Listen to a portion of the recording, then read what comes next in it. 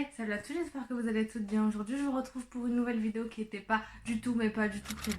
Je sais que quand vous allez voir la prochaine vidéo, je vais vous dire exactement la même. Vous allez me dire, t'abuses, tu prévois jamais tes vidéos, mais sincèrement, en ce moment, genre, je suis sur mon mémoire et tout. Mais des fois, j'ai des idées de vidéos et je me dis, vas-y, il faut que je les tourne. Je les fais sur le coup alors que c'était pas du tout dans mon programme. Le sujet d'aujourd'hui, comme vous l'avez vu dans le titre, c'est un sujet un peu inhabituel sur ma chaîne parce que d'habitude, je vous avoue que je parle jamais, entre guillemets, sur les gens. Je fais pas de réaction sur les scandales, les dramas, etc. etc. C'est pas du tout mon style. Moi, je suis plus sur les conseils, sur les sujets un peu sociétaux, etc. etc. Mais là, c'est différent parce que c'est pas une rumeur ou c'est pas des gens qui ont dit ça ou on sait pas trop. C'est la youtubeuse de ce problème qui en a fait part sur sa page Instagram, qui a voulu en fait parler de ce sujet-là pour aider les autres femmes, pour leur donner du courage. À partir de ce moment-là où elle a fait ce pas de rendre son histoire publique, que je me permets entre guillemets de pouvoir la prendre en exemple. Je vais pas parler tout le long de la vidéo sur sa relation en elle-même, surtout pour la prendre en exemple, pour parler d'un sujet dont on m'a demandé de parler sur ma chaîne à plusieurs reprises, et l'idéalisation des couples ou la surexposition des couples sur Instagram. Je pense aussi que cette vidéo peut servir en fait à se remettre en question et à se dire que des fois on devrait arrêter de commenter à tout va, de dire son avis sur les couples de tout le monde. Donc du coup ce sera une vidéo tout en bienveillante, que ce soit pour lui donner du courage à elle ou à d'autres femmes qui vivent ça. N'oublie pas de t'abonner si tu connais pas la chaîne. Si tu me connais pas, je fais plein d'autres vidéos sur à peu près des sujets équivalents, sur la vie de femme, la vie de mariée, la vie de couple. On est quand même en plein milieu du sujet principal de ma chaîne, pour être du sujet de la tromperie, de l'exposition des couples sur internet, parce que j'ai vu qu'elle a été beaucoup critiquée et j'aimerais en fait lui apporter tout simplement mon soutien, parce que pendant longtemps je voyais les commentaires et je disais rien, et je trouve que c'est pas normal, et je pense que ces gens-là ont participé entre guillemets au mal-être qu'il y a eu, peut-être pas à la tromperie directement, en tout cas ils ont participé au mal-être qu'il y a eu dans son couple, et peut-être indirectement aussi à la tromperie. Donc peut-être que si des personnes qui parlent de cette façon-là tombent sur ma vidéo, vont peut-être se remettre en question et éviter de faire du mal à d'autres familles, parce que là on parle quand même d'une destruction de famille, elle est quand même maman. J'espère que les personnes se remettront en cause, que ça soit ça, ou les personnes qui trompent leurs femmes, que ce soit homme ou femme. Après moi je suis une femme donc je vais parler au nom des femmes. Restez bien jusqu'à la fin de la vidéo, je vous donnerai mon avis du coup sur le sujet. Je vais essayer d'être brève, mais je pense que c'est un sujet quand même important, qu'il faut pas le bâcler. N'oublie pas de liker la vidéo s'il te plaît et de me dire en commentaire ce que tu en penses, si tu avais suivi cette histoire ou pas. Est-ce que tu en penses toi dans ton entourage, si tu as vécu quelque chose comme ça. En fait, je vais vous expliquer un peu ce qui s'est passé pour l'histoire. Encore une fois, sans permettre de juger quoi que ce soit. C'est une youtubeuse que j'ai découvert il y a je crois plus d'un an. Par hasard, parce que je regardais des vlogs, je sais plus sur quel pays, et elle était partie en voyage avec son mari à cet endroit-là. Et je l'ai connue comme ça, donc je l'ai connue directement en tant que mariée avec son mari, donc elle l'a présenté dans sa chaîne. Bref, elle est mariée depuis, franchement j'ai pas les informations exactes, parce que je suis pas une abonnée assidue qui la suit vraiment partout sur les réseaux sociaux. Mais je savais qui il était, je regardais ses vidéos, je la trouvais marrante, archi mignonne et tout. Donc son mari, il a commencé à apparaître dans ses vidéos au fur et à mesure. Elle a ensuite annoncé sa grossesse, et là j'ai suivi aussi assez assidûment. J'ai vu quand elle a déballé les cadeaux de ses bébés, bref. Et je trouvais que c'était vraiment un couple hyper mignon. Et c'est vrai qu'à plusieurs reprises sous les vidéos, j'ai vu des commentaires vraiment choquants. Donc de temps en temps, je réponds. Mais les gens qui sont là pour propager la haine, tu vas leur dire quelque chose, ils vont te redire autre chose, et ça va continuer comme ça toute la nuit. En fait, je voyais des trucs tellement choquants et je parlais pas tout le temps. Du coup, là, je me dis, c'est peut-être un moyen, entre guillemets, de me racheter. Parce que je voyais des trucs comme ça, et je me dis peut-être que si j'avais parlé à ces gens-là, peut-être qu'ils se seraient moins acharnés, et peut-être qu'il y aurait pas cette situation-là. Je pense pas que ça a vraiment influencé quoi que ce soit, mais je veux dire que quand il y a des trucs négatifs tout autour d'un couple, ça influence forcément un minimum. Donc les commentaires négatifs, c'était pourquoi une noire elle est avec un arabe, donc ça venait à la fois des arabes et des noirs, hein. Aussi plein de femmes qui disaient que son mari était beaucoup plus beau qu'elle est moche, qu'elle le mérite pas, qu'elle a grave de la chance de l'avoir, etc., etc. Enfin des commentaires genre, mais j'étais là en mode, mais à quelle heure tu dis des trucs comme ça sur une femme? Enfin, faut avoir déjà un minimum de... Toi t'es une femme, on est censé être solidaire entre nous, et c'est un truc que j'ai remarqué, les hommes font beaucoup moins. Je sens qu'on aime bien se descendre genre se descendre, se blesser, faire une sorte de tas de corps de femmes pour monter au-dessus et arriver à la hauteur des âmes. Ça veut dire, au lieu de se hisser chacune, de se monter et d'arriver à la hauteur des âmes, non, on va se marcher dessus pour monter. Et ça, c'est un truc que je ne supporte absolument pas en fait. Et surtout que moi, objectivement, c'est pas parce que c'est une femme ou quoi, je la trouve très belle.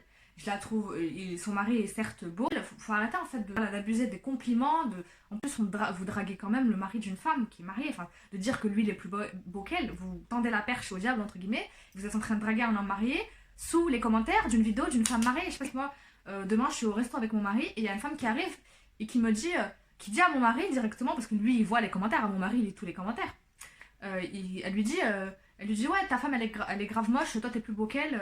tu mérites mieux. Enfin, je sais pas si vous vous rendez compte en fait de la situation malaisante. Et il y a des gens qui se permettraient pas de faire ça en vrai parce que personne pourrait se faire des choses comme ça. C'est vraiment, faut être le pire voilà. Mais par contre, sur les commentaires, ça se lâche. Et je trouve ça hyper grave. Et pour moi, c'était un des premiers pas qui a mené à ce drame. On cesse en fait de croire que Instagram et les réseaux sociaux et tout, ok, c'est pas la vraie vie, ok, on cache plein de choses, il y a plein de choses qui sont embellies, etc. Mais faut pas se permettre non plus de faire des choses que tu ferais jamais dans la vraie vie. Faut rester un minimum authentique en fait. On reproche beaucoup aux Instagrammeurs, aux youtubeurs, etc. d'être fake, etc.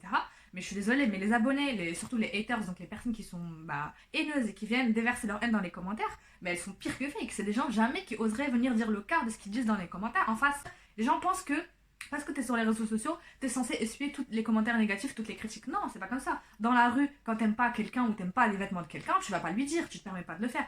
Tes parents, s'ils t'ont correctement éduqué, tu le fais pas. Donc sur les réseaux sociaux, c'est pareil. Je voulais parler de ça parce que on est beaucoup en fait à idéaliser les couples. Et quand nous, on a des problèmes, on se dit, mais pourquoi c'est jamais comme ça chez moi? Et le pire, c'est que même nous, après, on contribue en fait à cette idéalisation. Moi, je le vois sur mes commentaires. Il y a plein de filles qui sont là, oui, t'as de la chance, vous entendez trop bien avec ton mari, vous avez une complicité incroyable, t'as de la chance d'avoir ton mari, etc. Je dis pas que j'ai pas de chance, ou qu'on n'a pas de complicité, que je fais semblant ou qu'il fait semblant, pas du tout.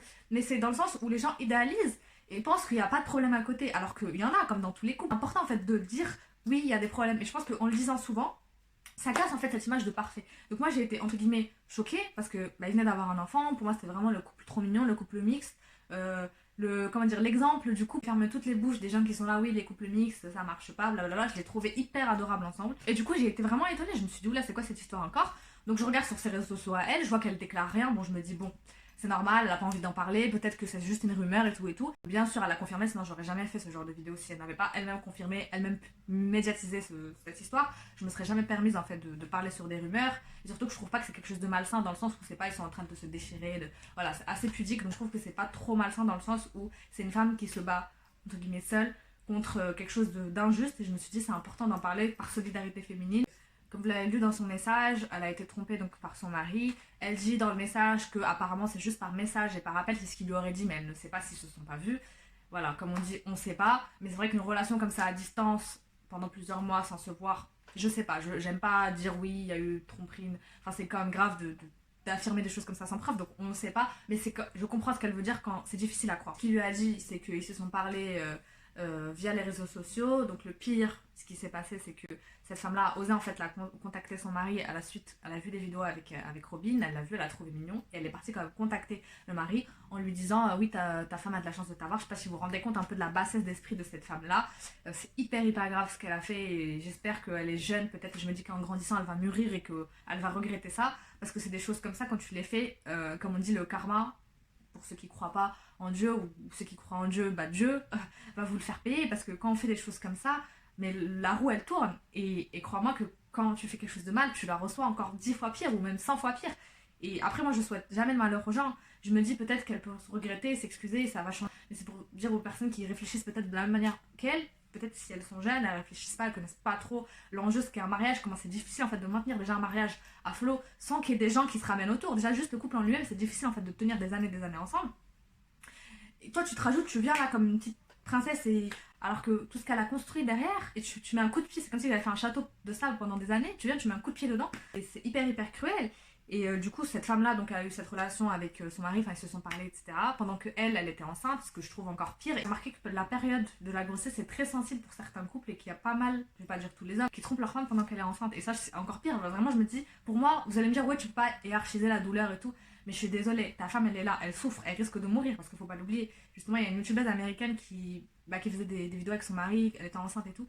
Il y a quelques jours, qui a perdu la vie en donnant vie à son enfant. Ils sont morts malheureusement tous les deux. Pour vous dire qu'en fait on oublie que la grossesse à la base c'est vraiment t'es entre la vie et la mort, tu donnes la vie mais tu peux mourir.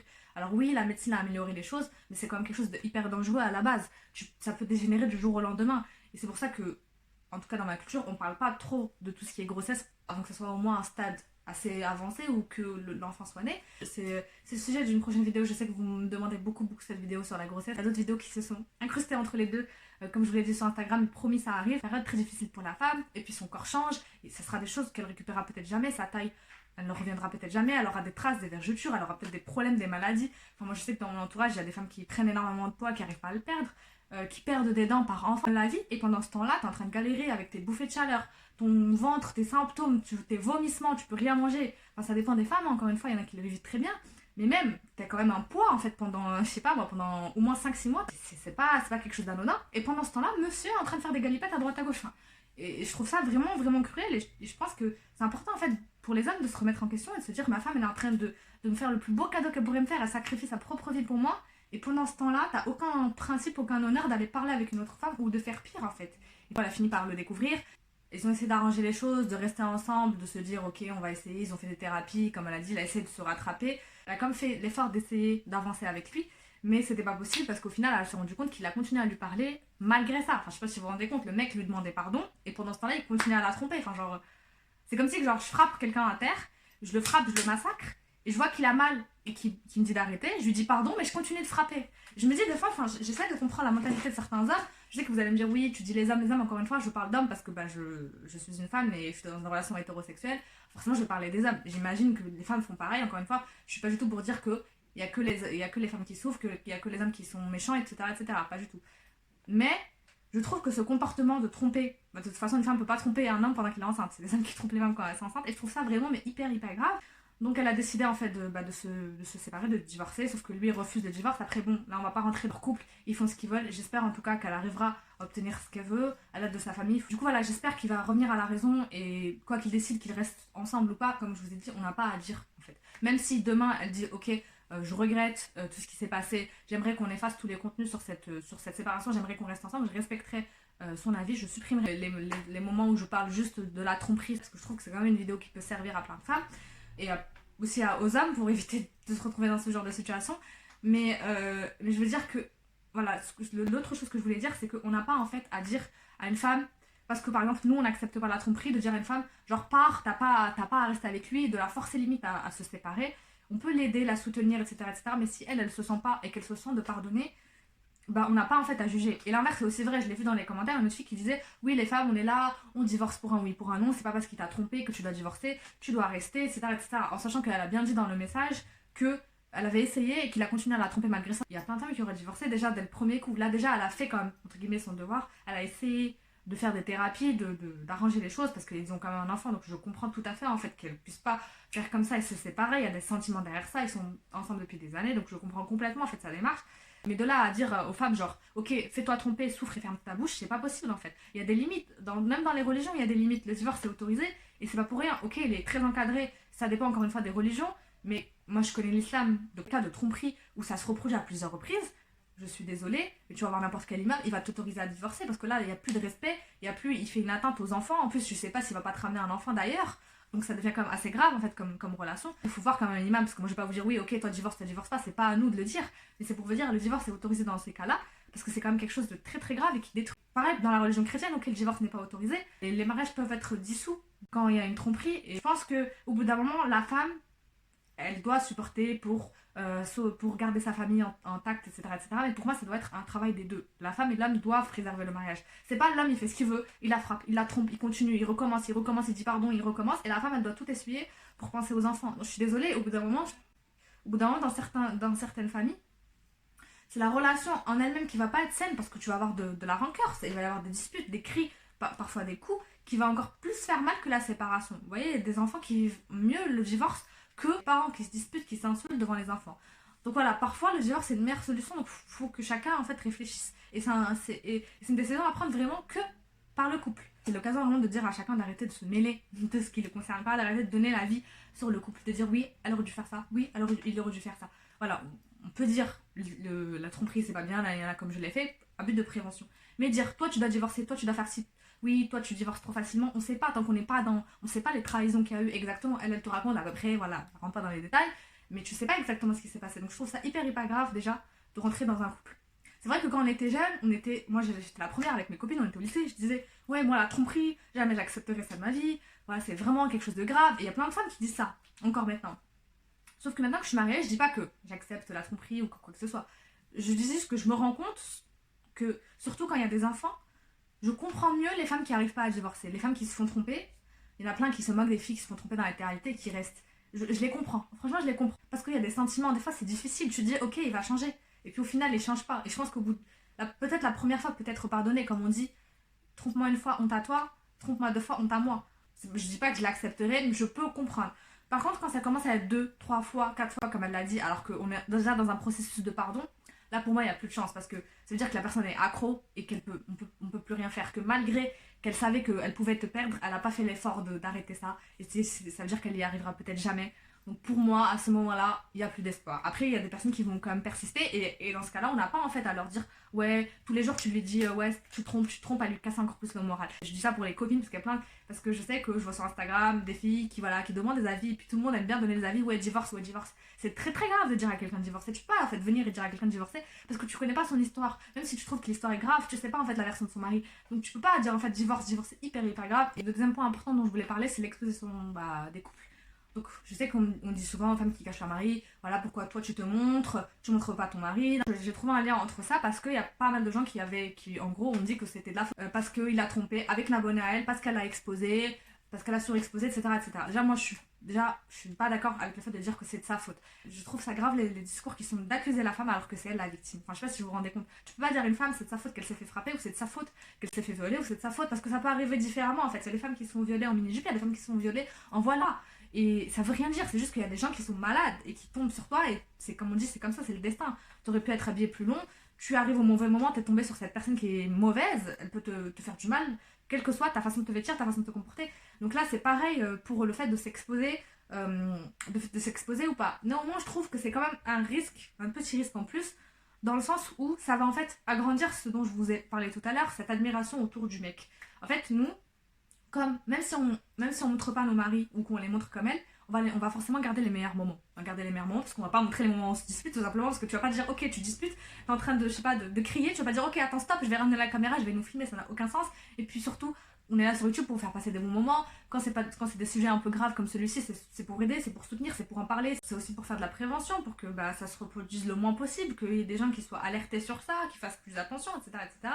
On n'est pas là pour vous parler de nos problèmes. Et forcément, tu vas voir que le côté positif, que les trucs beaux, et nous, en fait, forcément, quand t'es en couple, t'as envie de montrer les choses bien, t'es fier de ton mari, t'es fier, donc tu vas montrer les petites attentions, les petites fleurs, les petits trucs sympas, tu vois. Et du coup, forcément, ça va créer une sorte de, je sais pas, de syndrome un peu bizarre des abonnés qui vont peut-être, hein, ça, je pense que ça arrive, et ça arrive dans ce cas-là, tomber amoureux de l'âme de la youtubeuse, de l'instagrammeuse, qui vont l'idéaliser, se dire, oh, elle a de la chance. Je dis pas à aucun moment que c'est de sa faute. Je sais pas ce qu'elle va penser par rapport à ça. Donc je pense que elle ne regrette pas sa décision. Et encore une fois, comme j'ai dit, c'est une question de destin. Ça veut dire qu'elle aurait pu ne pas le montrer, il aurait pu la tromper avec une autre personne. C'est qu'il était dans peut-être des fragilités, peut-être qu'il était dans une période pas évidente, on ne sait pas, encore une fois, durant sa grossesse, encore une fois, voilà, c'est compliqué, la grossesse, c'est connu pour que ce soit compliqué pour le coup, parce que la femme est fatiguée, elle est moins attentive pour son mari, elle est moins avec lui, etc. etc. Donc l'homme peut se sentir seul, mais bien sûr, c'est pas une raison, je précise, hein. Donc ça aurait pu se produire différemment, et encore une fois, elle n'a pas à culpabiliser pour ça, parce que c'est la femme qui l'a abordé de cette façon-là qui doit culpabiliser, et c'est lui aussi qui doit culpabiliser. Tout le H24, les vlogs, les trucs, c'est pareil pour les enfants, et encore une fois, j'en parlerai dans l'autre vidéo.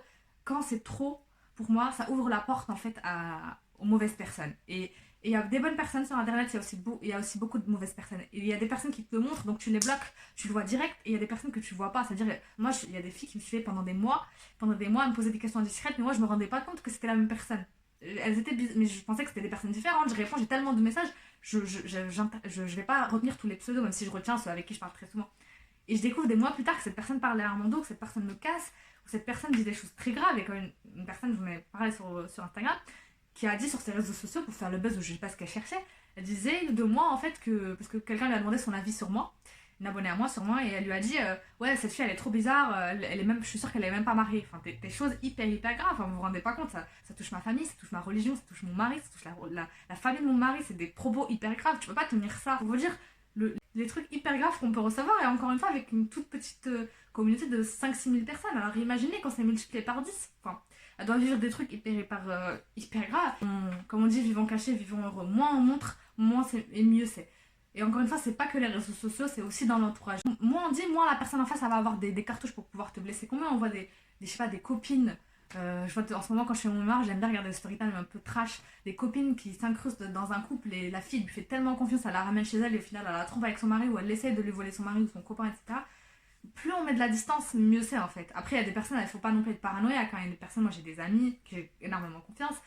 Mais je veux dire, il faut quand même réduire le taux de pourcentage pour qu'il y ait des problèmes. C'est pas parce que je ne veux pas exposer mon mari pour ces raisons-là que elle doit le faire, tu vois. Et comme je vous ai dit, ça peut arriver n'importe où. Alors encore une fois, ça peut être un facteur un peu plus aggravant parce que là pour le coup, malheureusement, la personne avec qui il a trompé, il l'a rencontré via sa chaîne YouTube et que c'est vrai, il n'aurait pas trompé avec cette personne-là si elle n'avait jamais montré son mari, mais il aurait peut-être trompé et même sûrement avec une autre personne au travail. Je veux dire, il y a des femmes partout, c'est pas les femmes qui manquent. Là, ils ont noué une certaine relation. Encore une fois, comme je vous ai dit, la fille admire sûrement le mari vis-à-vis des vidéos qu'elle montre parce qu'elle montre encore une fois le bon côté, parce que comme je vous ai dit, c'est comme ça pour tout le monde.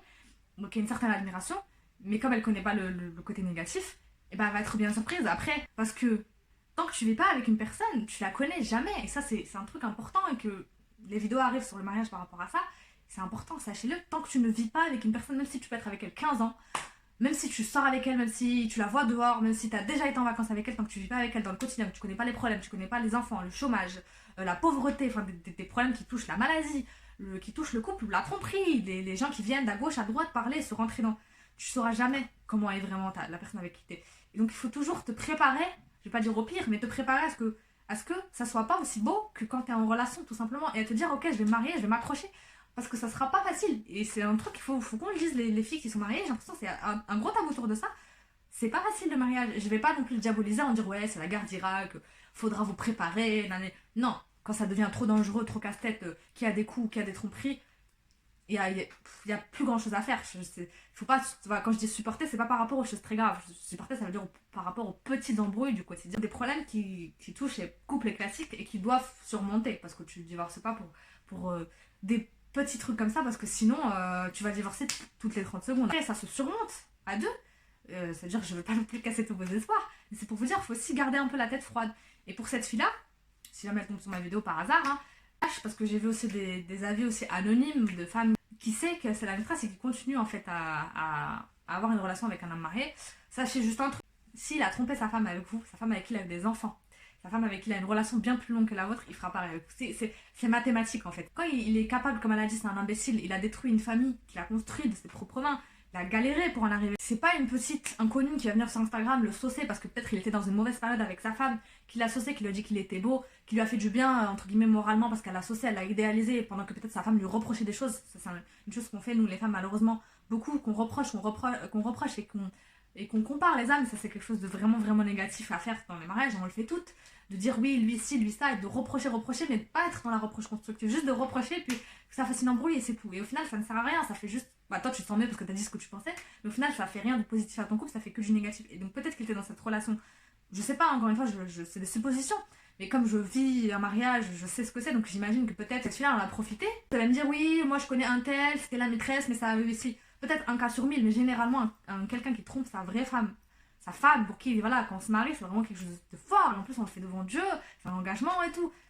La maîtresse, il a encore moins de considération pour elle. C'est quelque chose de sûr. Ça sert à rien en fait de s'aventurer dans ce genre de relation parce que tu brises une famille et que tu vas te briser toi parce que tu sais en fait l'envers du décor. Tu sais que par exemple quand il disait à sa femme ouais je suis avec mes potes, je vais à la chicha et qu'il était en train de te parler au téléphone, donc tu vas être tout le temps en mode paranoïa à te dire ouais ça se trouve il est en train de me tromper avec une autre. Et ça s'est prouvé dans plein d'histoires, quand quelqu'un trompe il retrompe derrière, et la maîtresse c'est pareil. Et donc voilà, ça sert à rien que ce soit d'une manière religieuse, c'est hyper grave, parce que déjà tu commets un péché de toi déjà d'avoir une relation avec quelqu'un qui n'est pas ton mari, et en plus de ça tu brises une famille, donc c'est encore plus grave, tu causes un divorce, et même sans religion.